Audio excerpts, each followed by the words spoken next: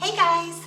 Today's video is all about my favorite kitchen tools, gadgets, or maybe even animals. I'm not sure yet. Let's go ahead and get started on my favorite number one. Alright guys, so my favorite tool number one that I use all the time in my kitchen are these spatulas. I love these things. Just want to make sure you can see them. I use these to flip things in hot oil. I use these on the grill. I use them to get fried potatoes out and the grease is able to drain through. I use these for so many things. This one I bought at Bed Bath & Beyond, and this one came from the Pioneer Woman's Mercantile in Pawhuska. I went to visit and they had one because you can tell, like sometimes I don't know how you can see these. Sometimes I need the small one and sometimes I need the bigger one.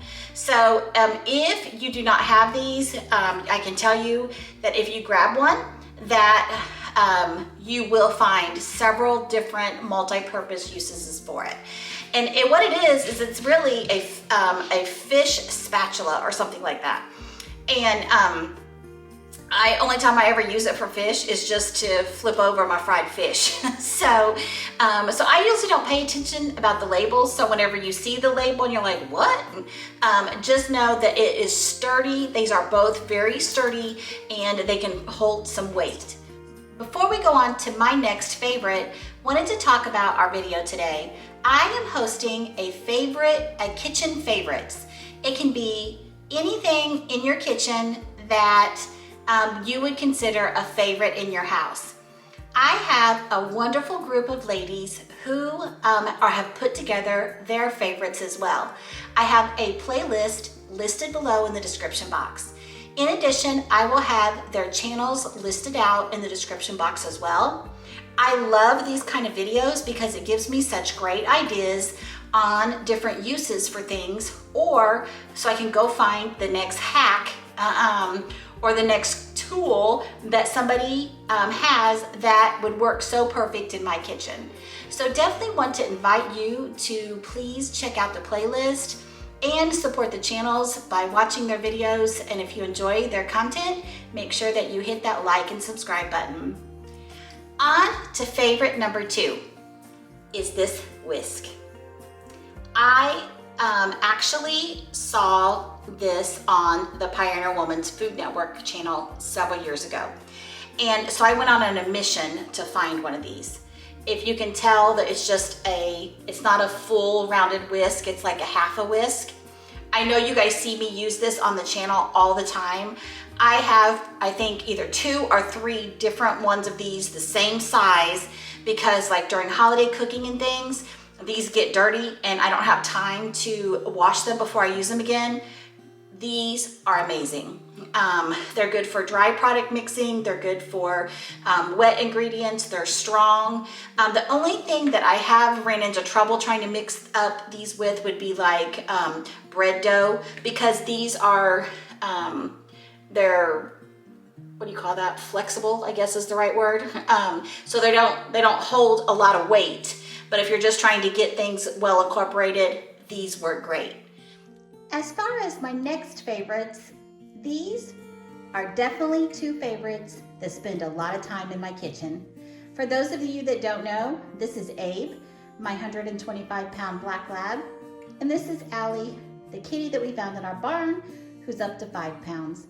So these are my favorite animals that are typically under my feet whenever I'm cooking for you guys on video. My favorite number 3 in my kitchen is this little bitty spoon.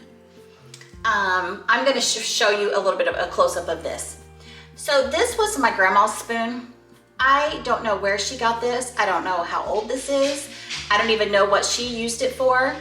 But what I use this for, and you're gonna laugh, I'll sometimes get like a little bit of garlic out with this or just like a pinch of something. But what I primarily use this one spoon for is when I'm making deviled eggs. This is the perfect size scoop to get your deviled egg mixture and get it right in the bowl. So this is my deviled egg spoon. When I tell my husband I need my deviled egg spoon, he knows to go get this out of the drawer. So I thought we could make some deviled eggs, and I show you just how convenient this little bitty spoon is. All right, guys, the next thing I wanted to talk about is my little favorite spoon. So I have hard-boiled my eggs, I have sliced them apart, and I have done my yolks. I didn't show you all that because I know this video is going to be long to begin with. If you would like for me to do a deviled egg video and show you exactly how I put mine together, just let me know in the comments below. I'll give you the gist really quick. I go by color. I don't go by measurements when it comes to deviled eggs. So this is the color that I go for. I use Miracle Whip. For me, I would be fine with using Duke's or regular mayonnaise, but my husband doesn't like Duke's, so we use Miracle Whip for our deviled eggs. I use sweet relish, and I use a smidge of yellow mustard. All right, and so what I'm gonna tell you, the reason why I like this spoon so much is because, like I said, it's about the same size that you need whenever you're gonna fill a deviled egg. So depending on how saucy or how filled you like your eggs, like one scoop and you're good. So that's why I like these. I'm gonna put some of them on this side and some of them on that side. My husband likes paprika in his, I do not. I don't care for tons of filling. My husband likes more than I do. But regardless, my little spoon does the trick.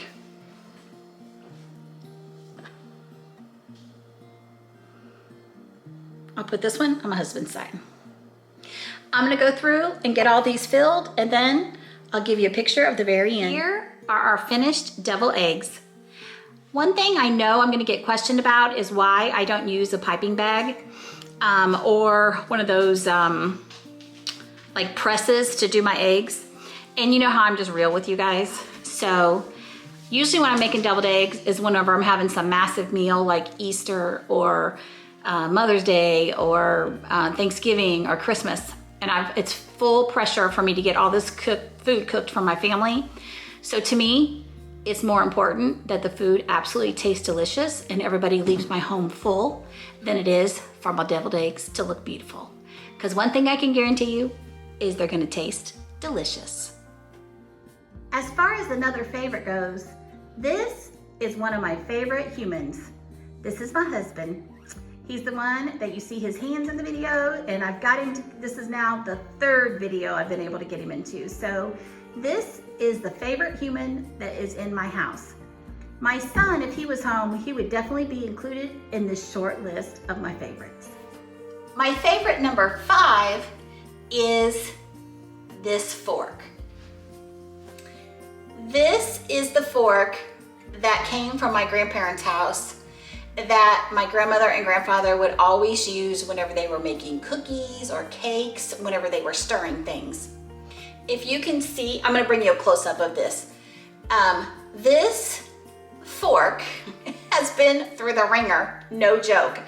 It actually has black duct tape on it because it broke, and I was like, oh no.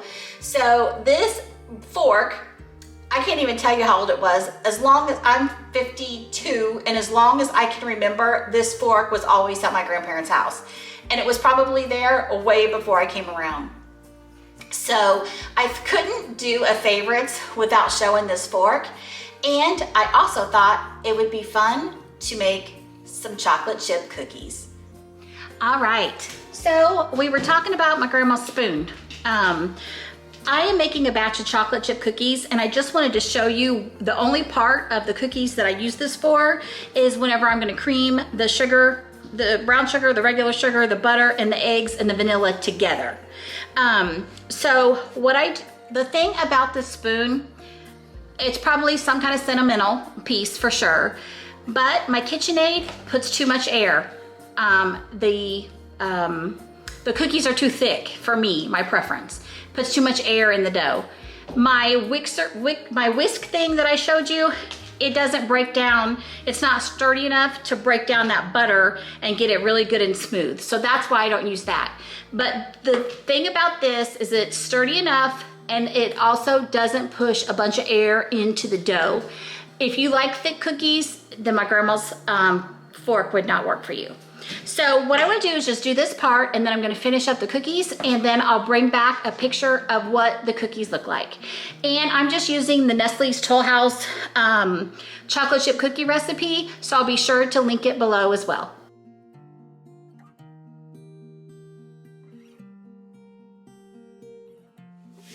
All right, I'm going to bring this a little bit closer.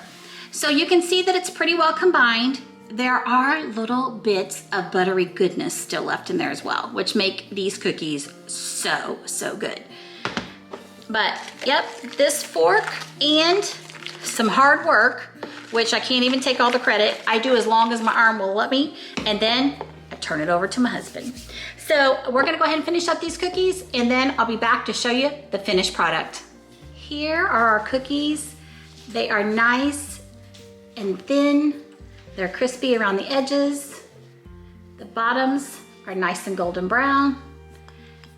And that's why I love using my grandma's fork on chocolate chip cookies. And that's gonna do it for today's favorites video.